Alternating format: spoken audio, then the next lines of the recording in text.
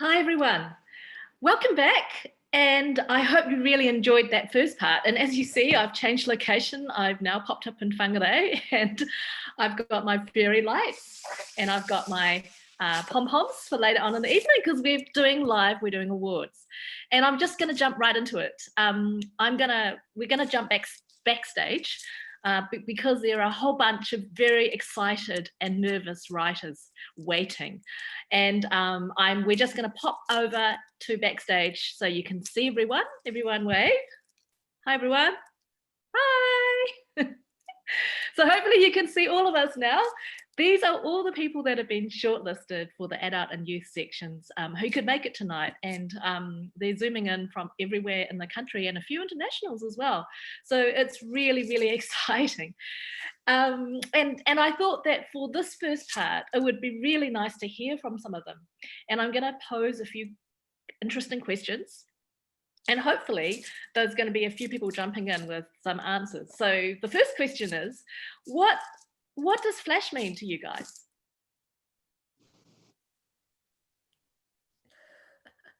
Everybody's being really kind and letting everybody else go first. I'll jump in. I've been thinking about this a little bit, what I think the difference is really between Flash and poetry. That's sort of where I came from. Everybody always said to me, there has to be a story with Flash. And that's really what I have focused on, is telling a short story, something that I would imagine telling a friend walking down the street, something that could be told in a short car ride, something like that. That's what it means to me. I don't know. What does it mean to you guys? Yeah, next, Renee, if that's cool. I like the essence of it, that you've got to distill a story idea down to such a pure essence of it and keep stripping it back until you've got the bones of a story. So it's what I like about it. It's challenging. Michelle? Yeah, I'd agree with that too. I think also the interesting thing is the push of poetry and prose together. So you have to have a story, but you also have this scope because it is so small to make the words really work as hard as they possibly can. And so in doing that, you might find that words are able to come up with other meanings, or there's a sense of poetry by pushing them into such, making them work so hard. There's a sense of poetry around them, I think. Do you guys like hide as well? Like, do you, because one of the things I really love about Flash is that there's lots of little secrets hidden in the words, little images that you kind of wrap up in little Easter eggs and then hide them inside your tiny bits of text. Do you guys feel like you're kind of hiding Easter eggs in the writing landscape? I try. Is it fun? Yes, yeah, fun and challenging. Yeah, that's exciting. And I mean, so I mean, it's a very short form, right? But is it fast to write, or is it actually the opposite? Because often when you have tiny bits, I see some head shaking. So can somebody jump in and tell me what they think? Is it harder to write because it's tiny? For me, it's not necessarily harder, but I'll have 10 drafts of a really short piece as I try to work out what's it actually about and what needs to stay, and more importantly, what needs to go, what needs to not be there, so that you as the reader can fill in the blank. Does that mean that you have to do some mind reading? Like, you have to do some amateur psychology of your readers, right? Because you need to understand what they're going to understand just from implication. Yeah. I would say maybe. Sorry. Oh, I was just going to say, I'd say maybe there's a bit of that, but also it's kind of so much like making a lattice or something. Like, you've almost got to trust the reader as much or more as in any form, because it is so condensed. So it's it can make for a really beautiful interaction in that way. Can I Yeah, so I see there's a lot of youth writers that are keeping very quiet. So I'm going to aim my next question at you guys. Okay, so what drew you to Flash as a form? Because for some of you, it's maybe one of the first writing forms that you've ever tried. Yeah, I really like the challenge of writing something that small, because I often write longer novels as my main genre or form. Is it fun? Is it like a relief? Yeah. Yeah, it's really interesting to write something so short. Wonderful. I think as a youth writer, it's a really good opportunity to tell your whole story without having to dedicate your life to writing this book, to writing an epic. You can still tell your whole story, but well, you can still explore 100 stories in the time it would take you to write a novel, but you can still tell the whole story. So sometimes it is a fast form then. So can you use it, for example, I mean, because we've got some really big sort of things happening, and, you know, like my go-to form for responding to sort of big things is poetry. But is Flash similar? Can you respond really quickly and dash something off and then obviously refine it?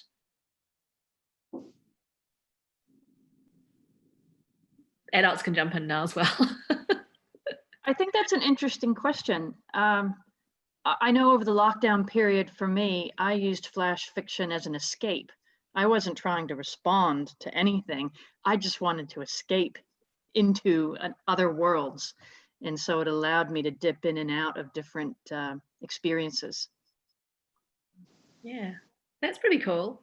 I mean, actually, a lot of what we've heard already tonight is very fantastical. You know, it's like a sudden, like it's almost like you're shot through a black hole or something into a different world just briefly, and then you're pulled back out of it into the next world. It's pretty cool like that, right? So for me, that's the experience of reading Flash anyway, because it's so tiny.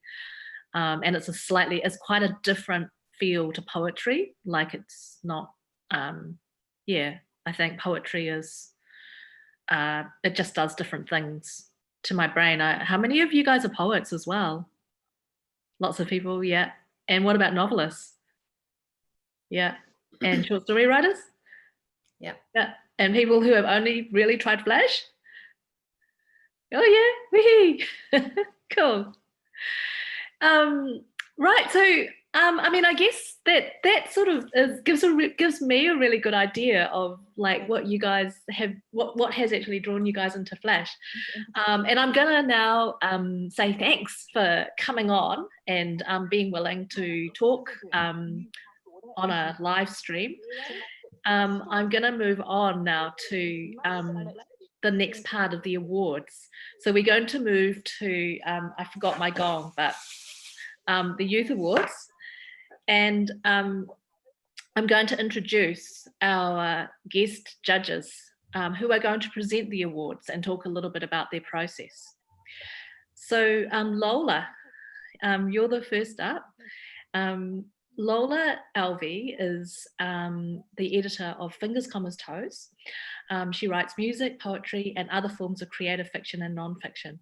And you speak English, German, and Swedish, which is pretty amazing. Do you speak? Have you picked up some other languages as well, like little smatterings, or just a few? Lola.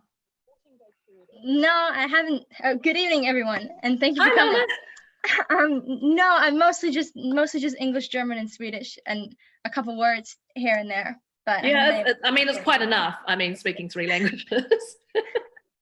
I mean, that's kind of amazing because, of course, that already is so rich, isn't it, in terms of the different, you know, if you have 3 languages, your brain works in 3 different ways and moves in 3 different cultures already. So that gives you a lot of dimensions to clamor around when you're writing. Yeah, that's true. Yeah. And each language has its own kind of musicality, which is sort of an important part of prose or poetry, any kind of writing. Yeah, I love that. And also you're studying music and physics at the University of Otago. I guess Would you say they're the same thing? They once Not were. the same thing, but definitely closely tied. Yeah, I mean they're beautiful, aren't they? And they make sense, both of them. So yeah. Yeah, that's true. Yeah. And I just wanted to say a little bit about the journal you edit. So because you founded this in 2015, and it was specifically to provide a place for youth to express their creativity, and among other things, you publish not only flash, but you also publish visual art, music, opinion, and activism. And I guess they're all, art is such a great way. You know, we've seen so many amazing things, even in the last few weeks, of how art can be very, very activist. So, you know, I think, let me see, what's your website? Maybe we should all check it out. The link to the website? Yeah. fingerscomatoes.wordpress.com. Great. Okay. And we'll stick, for those of you who are on the Flash Fiction website, we'll make sure there's a link to that as well. Well, there will be, because that's where this year's youth finalists are hosted, right? So I want to move on to see, is Hannah, are you around, Hannah? I can't. Yeah, there you are. Hi, Hannah. So Hannah Danielle is the last year's winner of the National Flash Fiction Day. You hail from Christchurch. So I don't know if it's, you look actually very warm and cozy in there at the moment. So hopefully it's a nice day. It's been a nice day in Christchurch. And you, and of course we saw the recording of you reading earlier, your piece from last year. So yeah, so I guess I will hand over the mic to you guys.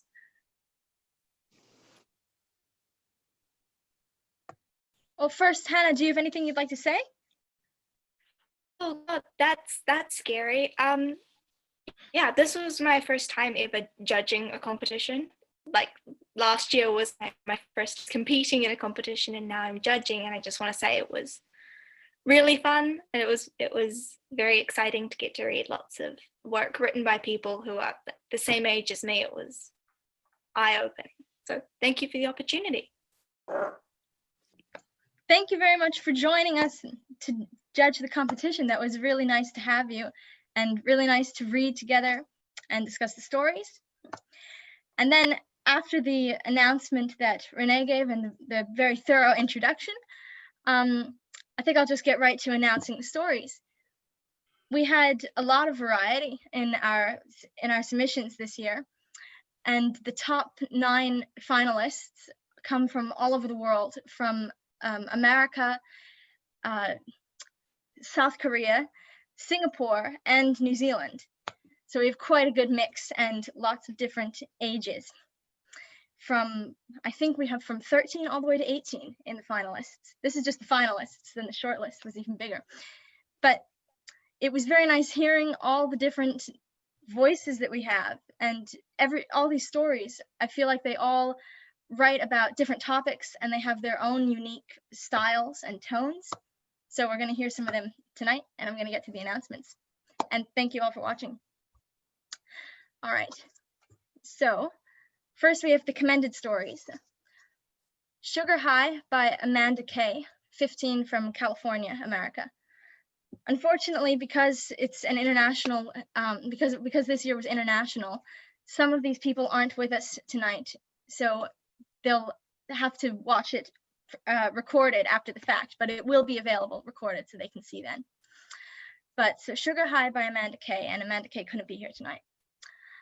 Next, commended, On One Particular MRT Ride by Thisim Ling, 13, from Singapore. And she is here tonight, so I'd like to ask her to read her story. Thank you so much. Thank you so much. Sorry, myself. Please use any demo witness. The businesswoman tapped her smartwatch irritably. At the speed which this train was crawling at, she would be 3 minutes late for her meeting. If she couldn't make it in time, if she couldn't secure a deal, if she lost a job which was her everlasting pride, it would be over. She needed her job. She wanted her job, not like the man with a cheap watch sitting 2 seats away. She would do anything, break a bone, sell her home, even risk her life to succeed. Entrepreneur glanced at his studies. The $5 plastic watch pasar malam when he was a carefree child, like the schoolboy sitting opposite him. As the him was zooming at, it still be 3 minutes before his meeting. Ah, whatever. The meeting better be quick, though. He fished out his watch, smiling at a miniature photo of his family. He would do anything, break a bone, sell his home, even risk his life for his family. The schoolboy checked his phone and groaned. After a long day of tuition, he was dragged to yet another cumbersome family gathering, and he could do nothing about it. Like the useless fly outside the window. Why must he be forced to endure hours and hours of tuition, just for one moment in time called the exams? Why couldn't he just have fun? He would do anything, break a bone, sell his phone, even risk his life to have a little fun for once. The fly outside the window flapped wings desperately. It didn't care about it didn't care about having fun. It only wanted to bam, an insect hit the window. The insect fell off. Thank you. Great, thank you for reading. Next commended story we have is The Beans by Cadence Chung, who I believe is also here tonight, and I'd like to ask her to read her story. Yep, great. Such an honor. All right, here it is. The summer had come and gone. It was now winter, and the previous dry wrath of the sun had morphed into a blind white bitterness that tinged the edges of the trees with frost. In their field, the beans trembled on their stalks, tossed by the wind as if leaning towards elusive lovers. But there was something else, something that waited in the air like a slit-eyed beast, not the searing summer nor the blinding winter, but something infra-black, a fever of malice. It trampled over the land with black paws, burning the trees and dousing the land with sweet chemicals of oblivion. What is this creature, the beans wondered, that covers our home with such bitter waste? This something else, it changed the humans, the hulking giants that routinely ripped their brethren from their homes. They would whisper to each other in hushed tones and hide in deep holes when the beast was nearby. What is this creature, the beans wondered, that frightens the humans so? Yet the humans, they still followed it, chasing that charred black, fiery beast with eyes chemical and hungry. They readied their metallic pods, releasing seeds in the rhythmic spray of death. Red stained the soil. One day the beast came to the field, dropping fire onto the trees from above. The beast howled, and there the beans saw its trickery that fooled the humans so perfectly. It promises bravery, the beans thought, yet brings only pain. It promises glory, yet destroys everything that is glorious. As the fiery death decimated the field, the beans hugged one another in their pods and prayed.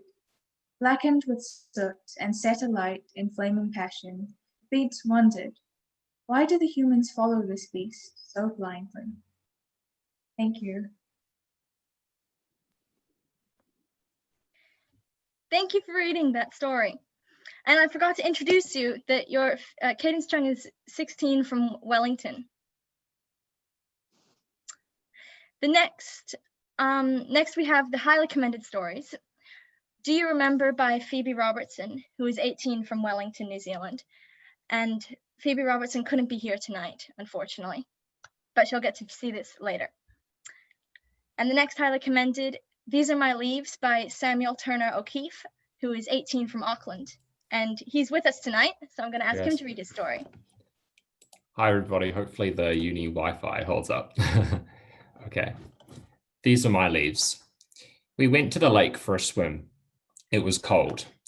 The horizon yawned and stretched its arms out, expecting to find nothing, but instead it plunged into a distant clump of greens and browns and dullness that lurked around the drop. Inside, the water sat and stank in its juices, flaccid and flat. The others scrambled to unroll the picnic blanket. Whooping, they dumped their clothes and their towels and their other things and dashed towards the gloom. Sand kicked out from under their feet. Their fading laughter flashed, leering, cut in freeze frame. We took refuge behind a tree. And it was under those branches, in the wind which blew through our hair and let your longer curls tickle my cheeks, that your eyes sparkled. You smiled. You murmured my name and snuggled closer. Your lips were centimeters from mine. And I nodded vaguely in acknowledgement. I was watching the volleyball players behind your head, watching that younger one smack the ball hard over the net, watching this older one shrug and reply, watching the kicking sand and the laughter. Do you remember how I took your wrist instead of your hand? I doubt that you even considered the prospect that taking your hand was what I had planned, taking your hand on the flocculent sand, my face being kissed by your wandering strands. I would have. I wish I had. Now I'm scrambling on ice. Here I am. Look at me. I'm green and brown and dull. These are my leaves, and those are my arms, stretching out, expecting to find your warmth, hoping to catch your fading, flashing laughter, but plunging into nothing at all. Cheers, that's all. Thank you for sharing the story. Next, we have the top placements, and some of these people couldn't be here tonight, so they'll be read by proxy by our adult judges and by Renee Liang. This year we have two third place ties. The first and as a prize, the third place, they each get a copy of the UK Flash Fiction 2020 anthology Root Branch Tree, which has been generously donated, like all the top three prizes have been generously donated to us. So the first third place prize is The Ballad of Light by Natalie Wang, from 17 years old, from Texas, America. And she's not here, so we'll ask one of our judges to read it. Sorry, I think Renee Liang, actually. Thank you. Thanks, Lola. The Ballad of Light by Natalie Wang. No one understood the towers for what they were. That was what the man said. After all, pacing in front of our porch like he was trying to pry apart our very house. You've seen the towers, he asked me, in the rare times he acknowledged my presence. I bobbed my head up and down frantically like I was starving. I should have gone inside the house long ago. The man never drew close though. He watched the sunset with me, the auric flushing out into a deep indigo gradient. The towers, he began, and I resigned myself to a night upon the porch. Have you ever been to the Far East? To China, Mongolia, Arabia? They have very strange architecture. They moulded out of, he paused, beautiful stone, ancient stone. You catch it at the right angle and it glitters. The sun beams along it and the place lights up like a lantern. I see, I answered. If I closed my right eye, the sun would look like it was melting on Ms. Kane's roof. If I squeezed my left eye shut, the sun would break into golden splinters on the long runs of Mr. Corshay's daffodils.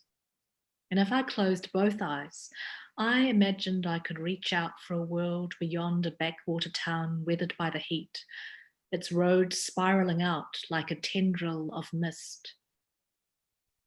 At this time of the day, the street sloped downwards at a gentle angle, like the plane of the earth had tilted toward the cosmos' chasms, and we were all inevitable pins and balls rolling to our fate.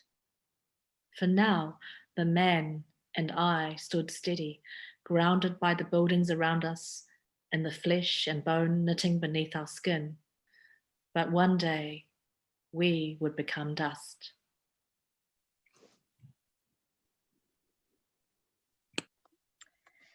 Thank you for reading that story on Natalie's behalf. The next third place that we have is Dragon Rider by Danica Mead. And Danica is here tonight, so I'm going to ask her to read the story. Hello, thank you. Dragon Rider. My sister laughs, and I turn to look at her. I grin, my laughter mingling with hers as adrenaline courses through our veins. Her face is radiant with joy as the dragon soars up, climbing higher and higher through wisps of cloud. She grabs my waist as the dragon dives, plummeting towards the haze of green marking the ground.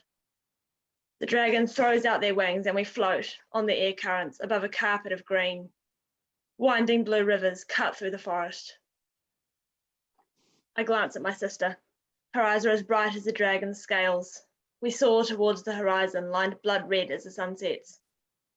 We glide through the never-ending sky on a creature whose wings glimmer molten golds and sunset reds. My mum touches my shoulder and I jerk upright on the couch. As I meet her eyes, fresh tears spill over my cheeks. It's time to go. I nod. My legs are weak as I follow her to the door. I catch sight of myself in the mirror, dressed head to toe in black. The only spot of colour is the golden dragon brooch on my right shoulder. My sister had loved dragons.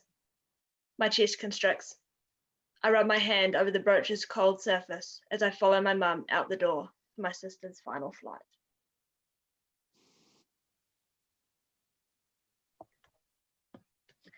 Thank you for reading your story for us. And Danica is 16 from Lower Hutt, New Zealand. Next, we have second place, and the prize for second place is a copy of Landfall 239, which includes, which is an anthology series, and this particular edition, 239, includes the winner of the Charles Brash Young Writers Essay Competition of 2020, so that's rather exciting. And the second place goes to Fishhook Scars. Fishhook Scars is by Darren Smith, who is 16 from Rangiora. And she unfortunately couldn't be here tonight, so we'll have someone read her story by proxy. That's me. Fishhook Scars by Darren Smith. There's sea foam slipping on my cheeks and bubbling from your throat. You've had too much of the salt water. You're not thinking clearly. We really should go home, but the current is tugging at my waist and longing latches over me like a net. It's too early to go home.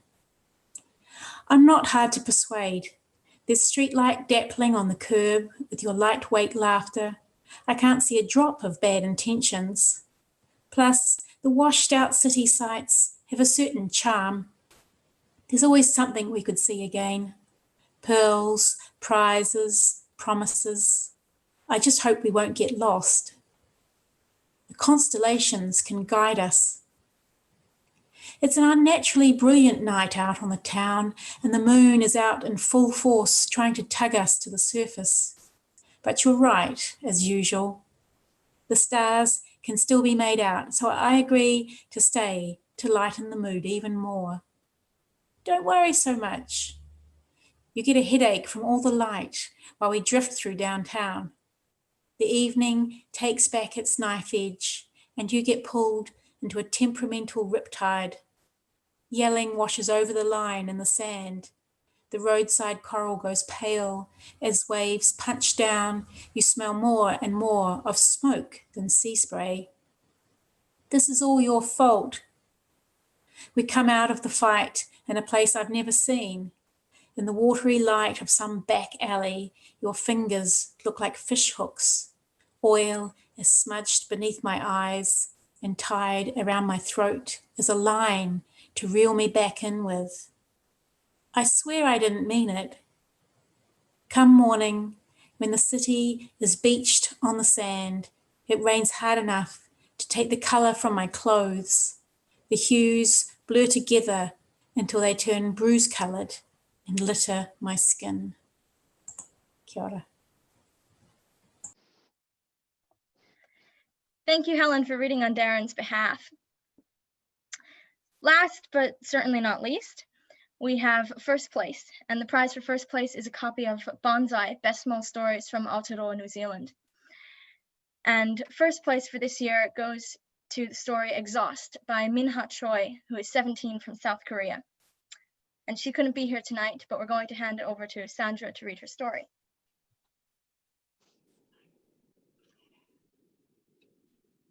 I'm exhausted from this race. Each lap spews out oil, and I gulp it down in gallons, afraid my mother might get a whiff. This course is one of deception, smiles that fracture into filial ruins, crimson paint staining the ground. In her broken tongue, Mum says, "Dal, make your bloodline proud." And it's always with the undertones of marry a citizen, like some tragicomedic fantasy we share as Asian immigrant women. I'm a broken yellow daughter, for in my dreams I picnic with girls. In this race, I'm illegal and alien. We don't talk of invisible demons or loving girls in this household, of the visceral fear of being chased by time. Now my heart tears, sinewy like the dough my father skidded over on our Busan trip, back when I could breathe my native acrimonious oxygen. In this soil, defects are eradicated with machinery. It's embedded with ghosts, girls, and that dough in the mirror. Heartburn, heartache, how I wish collision would occur. I don't deserve the airbag, so I close my eyes and slam the entire weight of my leaden bones down on the brakes. The dough is alive, not bursting apart, no scathing dust tearing its lashes. I'm done. The race has stopped. I vomit out 10 years worth of shuddering gasoline. I don't want to become a white man's porcelain accessory, and the closest I've felt to heaven is with a girl. But even in this dream, I keep my taillights on.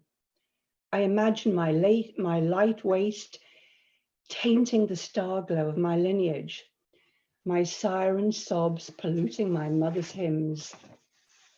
And I decide they are my roars, sputtering, defying the holy sun, with 13-volt lux of my own, and maybe a faint wish that she will look for me when my engine fails.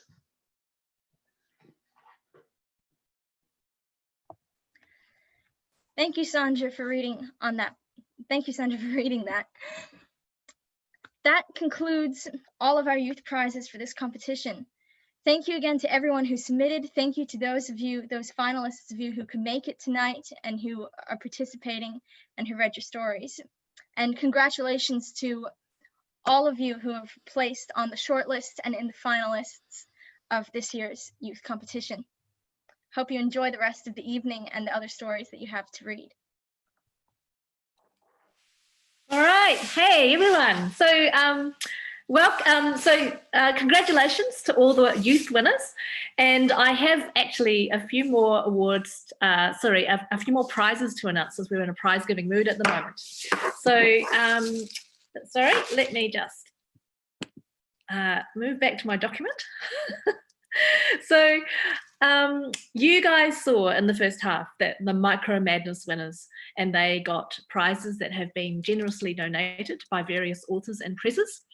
And now we're going to move on to the big book draw. So the prize is a big bundle of books, the UK anthology To Carry Her Home and The Lobsters Run Free by Ad Hoc Fiction, Nod Ghosh, Filthy Sukra by Truth, published by Truth Serum Press. Quite a tongue twister, that one. And Diane Brown's book, Every Now and Then I Have Another Child, which was published this year by Otago University Press. And Michelle Alvey, who published The Ever Rumble in 2019. And a little drum roll, the winner is Moata McNamara. So congratulations, Moata, those books will be going out to you. So now, it's my very great pleasure to introduce our judges for the adult section, and actually you've just met them. They read in that some of those youth winners. So Sandra Arnold first. So hi, Sandra. You're signing in from Canterbury, rural Canterbury. Whereabouts in Canterbury? Whereabouts? Yeah. The South Island of New Zealand. Oh, yeah, but which part of Canterbury?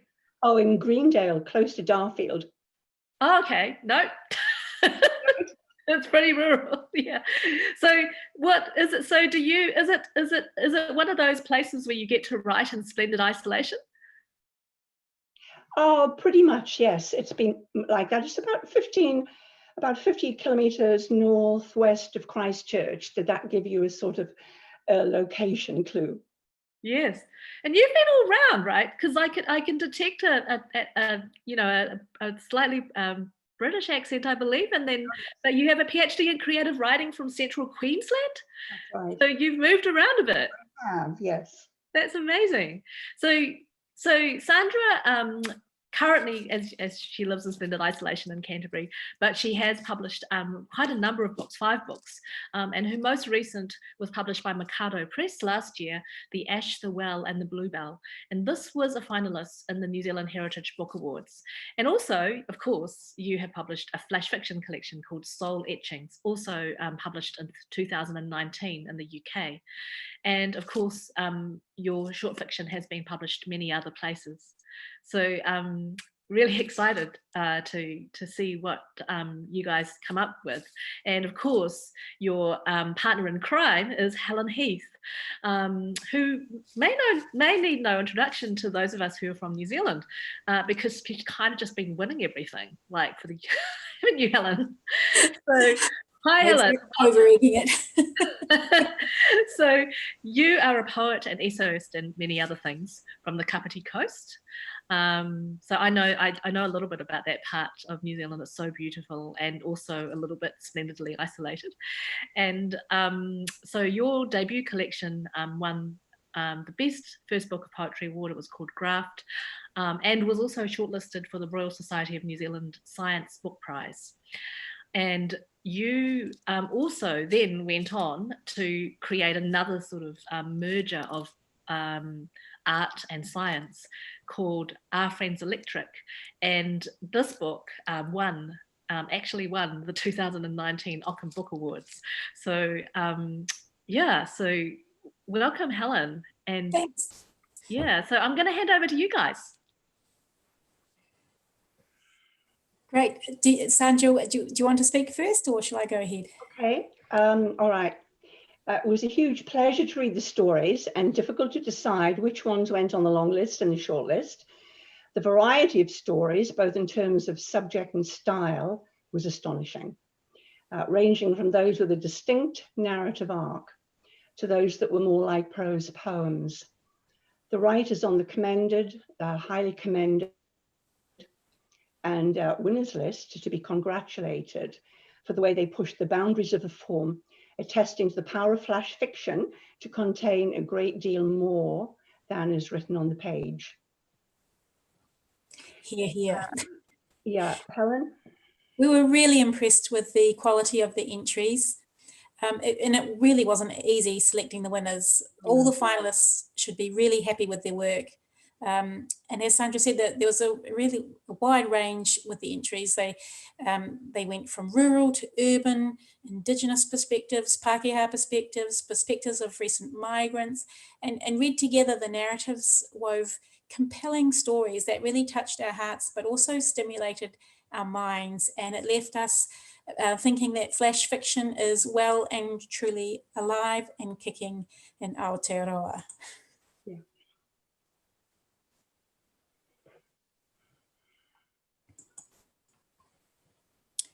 I think that Sandra is going to announce the commended works. Thank you. Yes. Yes. So we start with the people on the commended list, and I'll read these out in alphabetical order according to title. So the first one on the commended list is All Aboard by Liz Breslin from Dunedin. The second one is Instructions for Lockdown by Hamali McInnes in Auckland. And the third one is The Westerly, Tim Saunders from Palmerston North.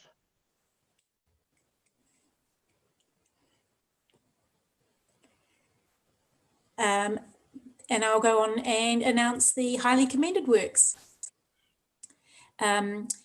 So first up we have Back Talk by Mary Frances Wellington. Sam's Nana, Caroline Barron, Auckland. And The Whole, Michelle Powles, West Auckland. Well done. Wonderful, yay. And we actually have some of those readers with us tonight. So Mary, are you there? Can't see if she's there. Kia ora, I'm here. Sorry, I've got a little bit of broken technology, so no camera for me. Are you happy to read your story, Mary? Yeah, for sure. Sorry, just finding it. Kia ora, everyone. My story is Back Talk. He walks out of the farmhouse and the sun is heavy in the sky. The air wavers. Gina's gone. Maybe she'll come back.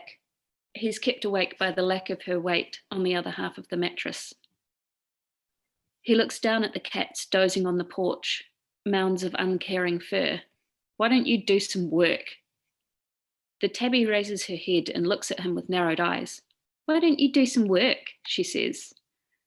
He gets a glass of water, drinks half, and throws the rest over the cats. Then he goes to the barn to check the hens.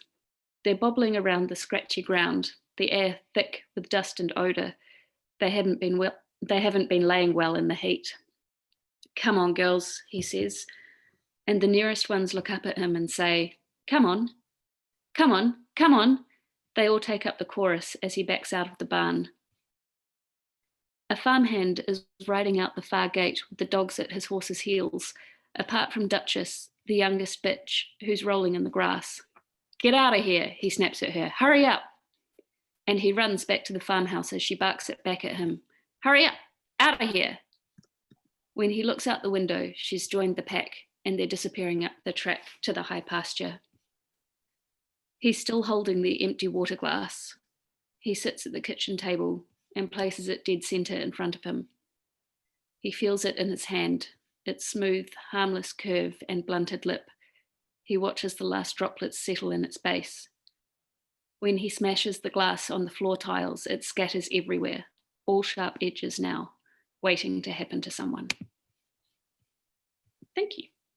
Thanks, Mary. Caroline, are you there?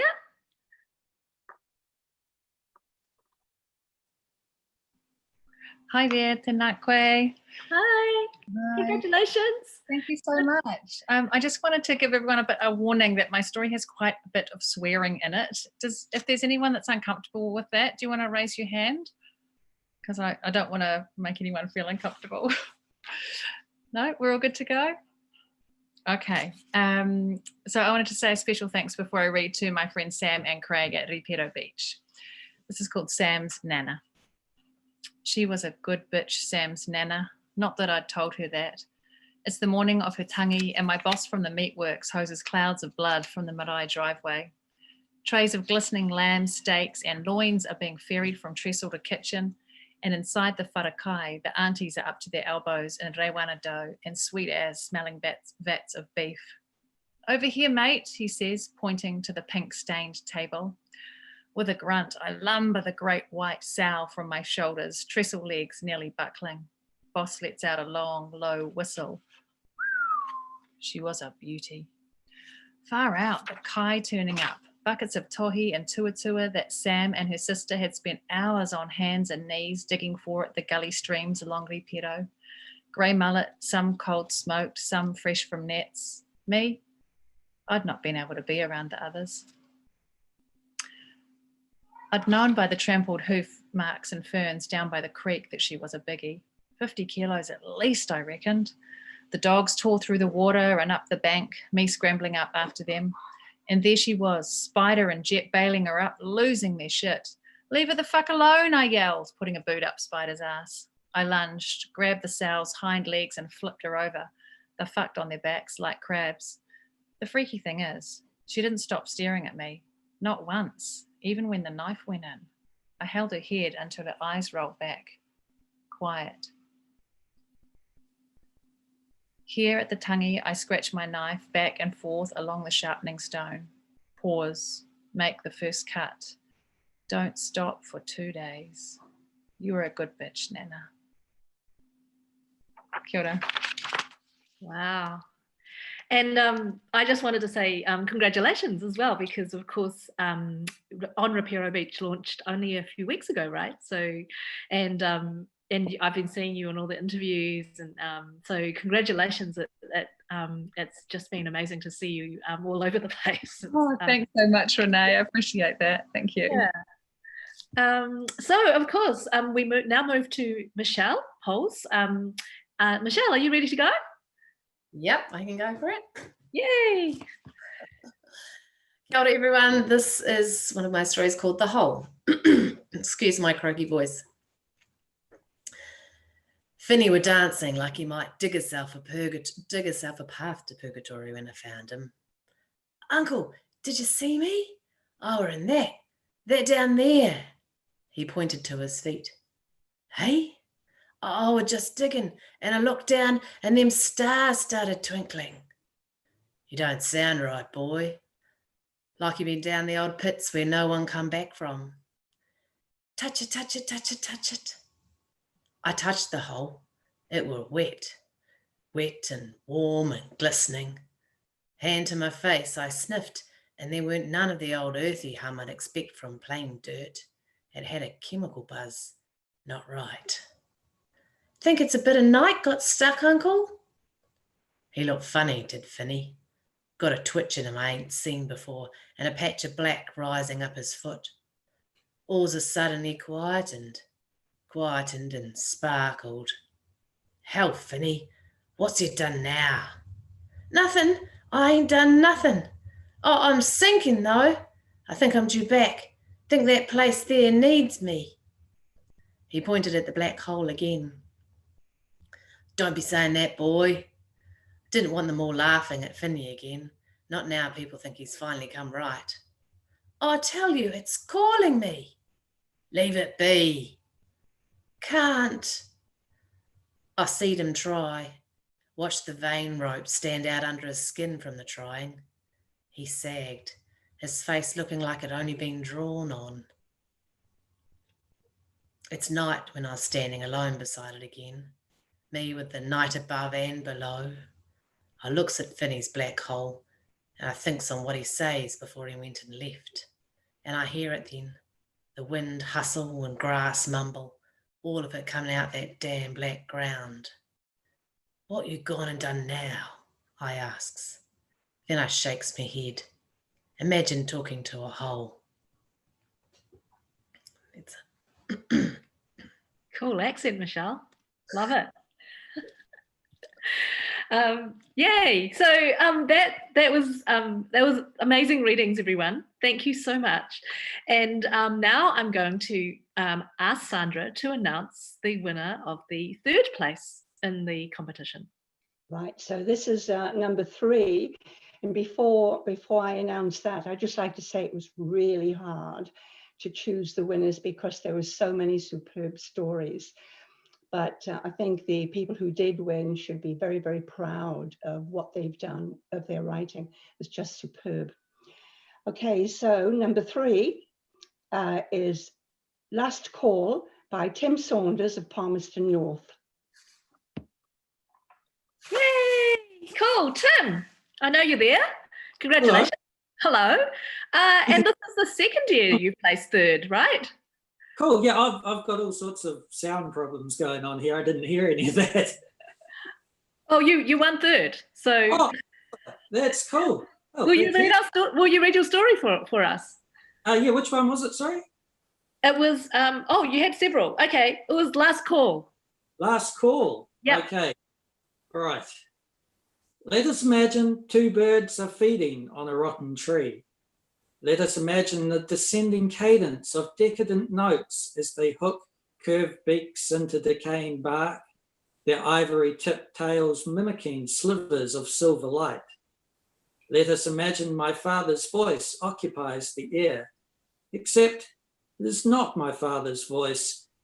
My sister presses record on the tape deck again, and I speak his accents and inflections into the microphone as the black ribbon whirs and spools. Its tight black circle is like the stain of a coffee cup ingrained in the table. I have become an expert at imitating my father's call, snaring his intonations and tempos. We play it back, and for a moment I feel my feet swaddled in his large steps, his grey speckled stubble scattered like stars. Let us imagine it is my father's words that flutter from the speakers, not just feathers at the window. The crackle of my voice inhabits his. Let us imagine he is here. Let us imagine the huia had not climbed to the top of a tree and glided into the distance. For a moment, pretend one scratches in the leaves outside your window and calls for its mate. The notes swoop into your room as you pluck them from the air and wrap them in flax leaves. Bury them with the hot rocks of your heart.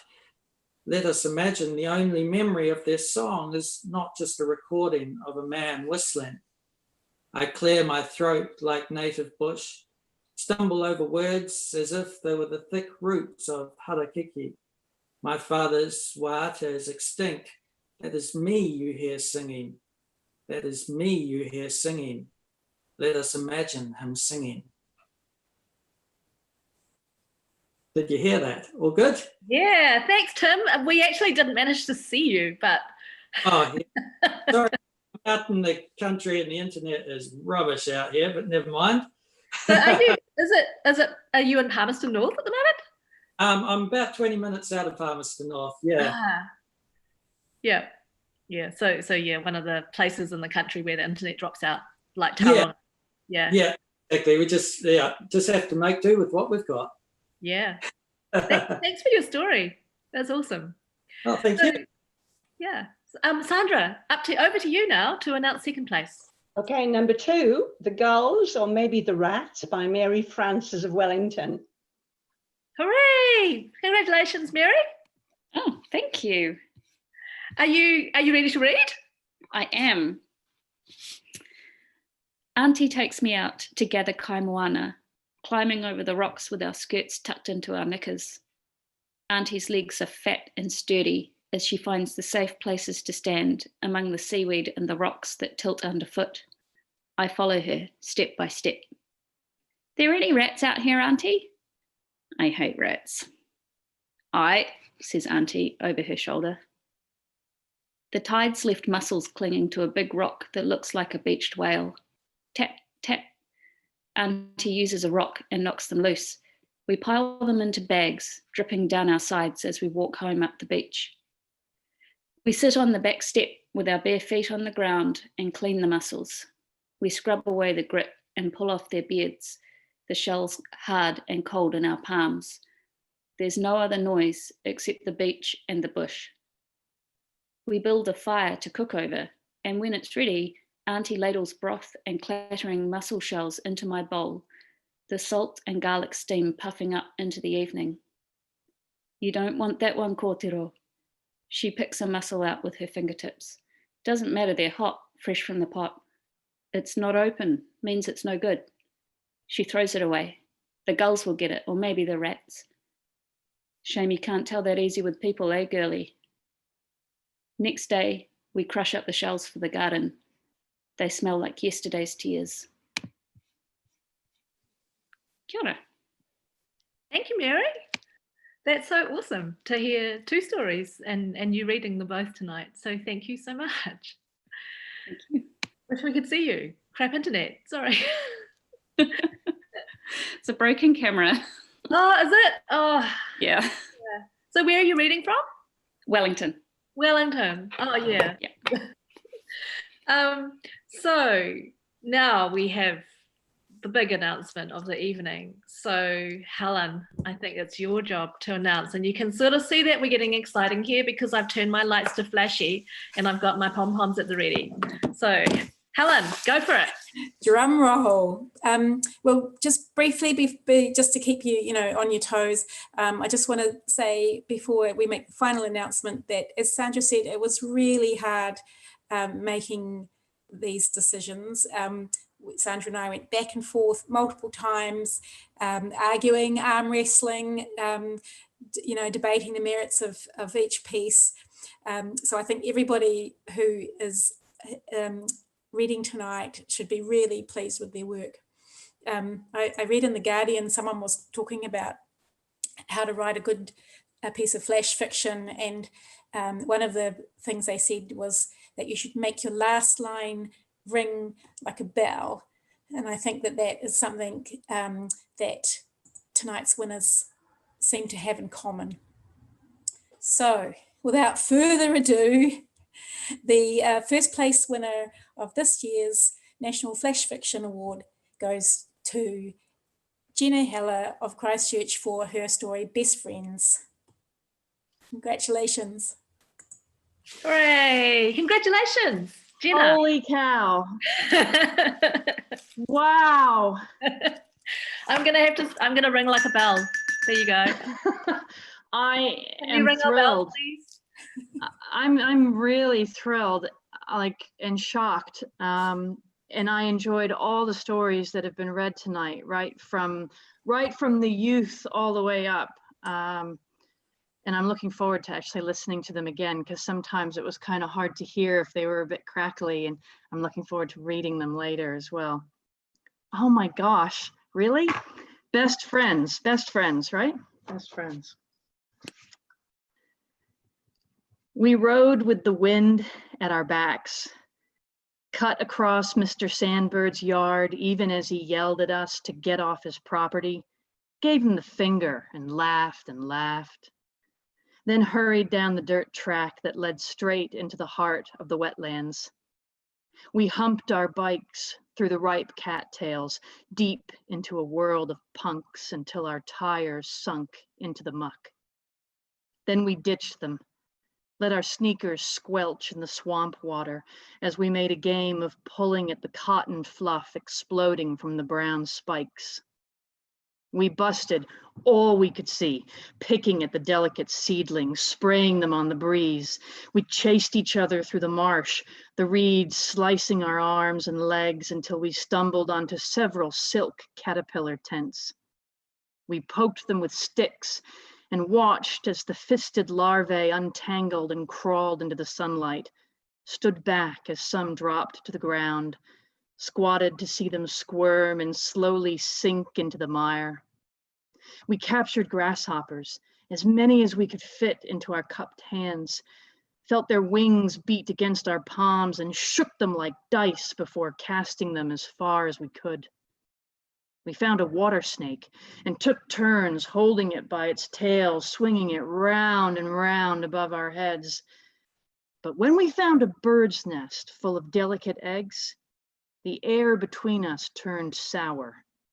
And when you grabbed one and squeezed it until the gooey guts of a baby bird spilled out, we fought until you had a black eye and I had a bloody nose. And then you grabbed the rest of the eggs in both of your fists, looked me right in the eye, and squeezed until you'd crushed them all. Thank you so much. I'm really, really chuffed. I didn't expect it. This is so exciting. And thank you so much for that reading. That was just so beautiful, and you read with such beautiful expression, Jenna. It's just, yes, are you cold where you are? I'm freezing. I'm in a kitchen with no heat.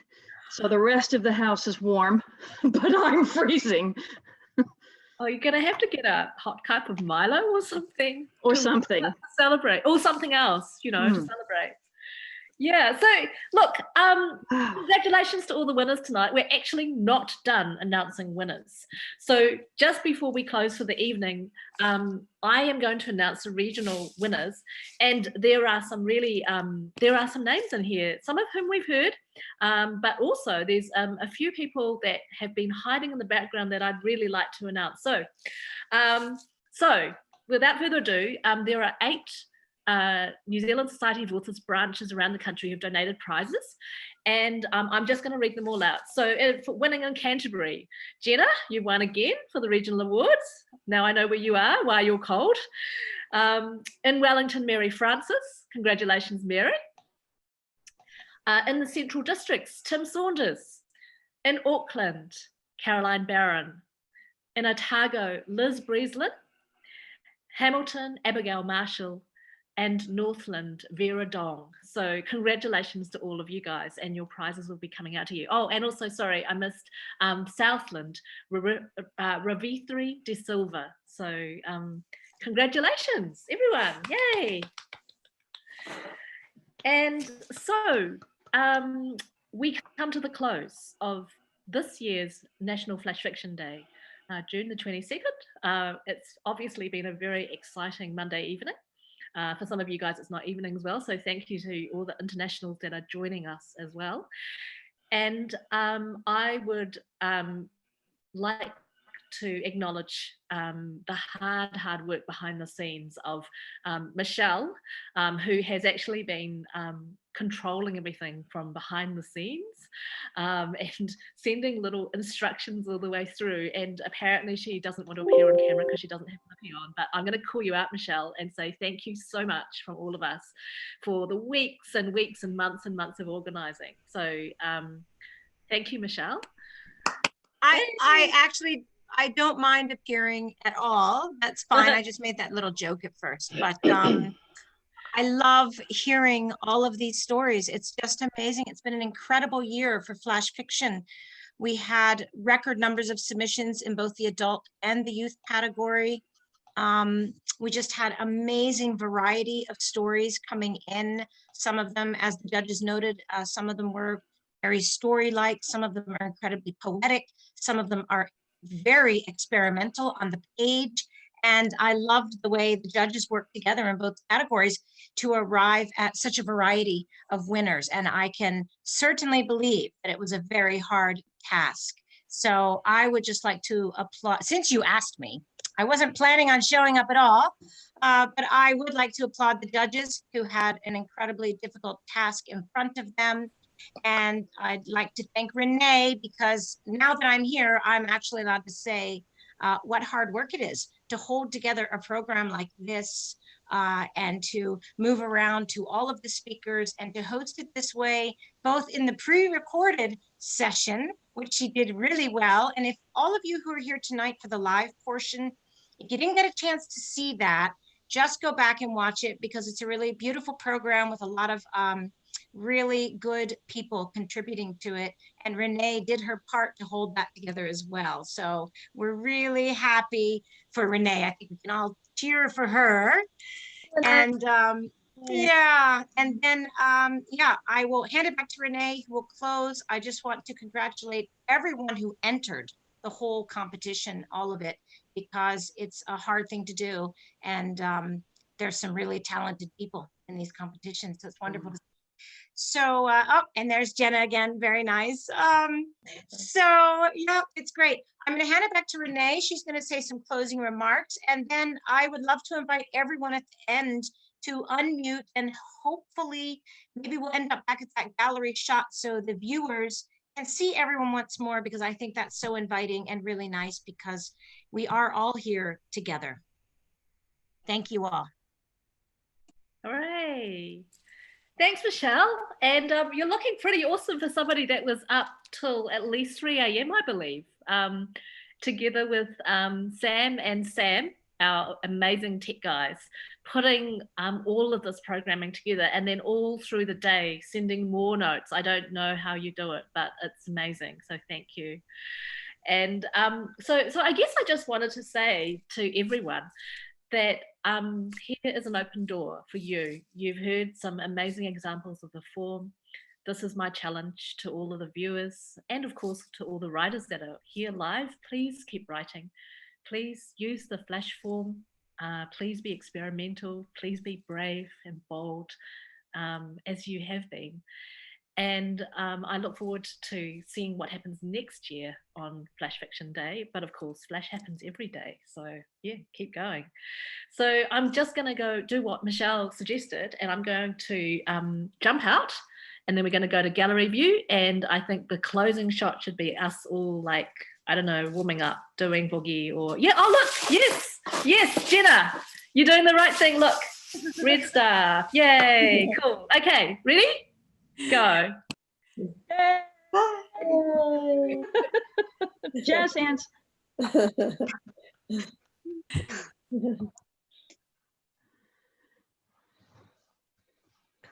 All right. Bye. I enjoyed the gloves. There's lots of people wearing gloves and scarves and things, so we're clearly all sitting in cold kitchens. So have a nice warming glass of whatever warms you up. Congratulations, everyone, and good night. Thank you so much. Good night, everyone. Yes. Thank you so much. Thank you. Great work, everybody. Well done. Thank you.